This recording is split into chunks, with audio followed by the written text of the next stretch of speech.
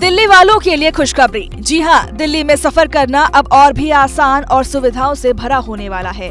अमूमन दिल्ली में लोग मेट्रो का इस्तेमाल करते हैं। मेट्रो के बाद दिल्ली वालों की पसंद डीटीसी बनी है। इससे लोग कम वक्त में और कम पैसों में ट्रैवल कर सकते हैं। अब इसी सहूलियत में 4 चांद लगने वाले हैं।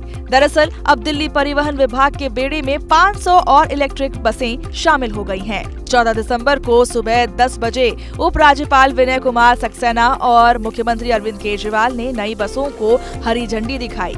सारी बसें आईपी डिपो में खड़ी की गई हैं। आपको बता दें कि डीटीसी के बेड़े में अब ई बसों की संख्या 1300 हो गई है। आपको ये जानकर ताज्जुब होगा कि दिल्ली वो पहला राज्य है जहां सबसे ज्यादा ई बसें चलाई जा रही हैं। दिल्ली में प्रदूषण बड़ी समस्या है। इसी समस्या का हल ढूंढते हुए इन बसों को हरी झंडी दिखाई गई है। साथ ही इससे यात्रियों का सफर भी आसान होगा। दिल्ली में ई बसों के 10 डिपो हैं। चलिए जानते हैं कि प्रीमियम बसों में क्या क्या सुविधाएं हैं। सीसीटीवी, वाईफाई, जीपीएस से लैस ये प्रीमियम बसें पूरी तरह से वातानुकूलित हैं।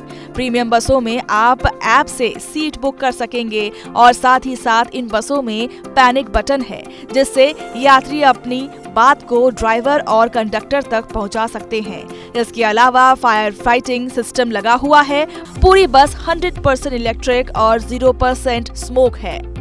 इसके अलावा ये सुनिश्चित किया जाएगा कि सबको सीट मिले। इस बस में उतने ही यात्री सवार हो सकेंगे जितनी उसमें सीटें होंगी। मतलब बस में खड़े होकर यात्रा नहीं की जा सकेगी।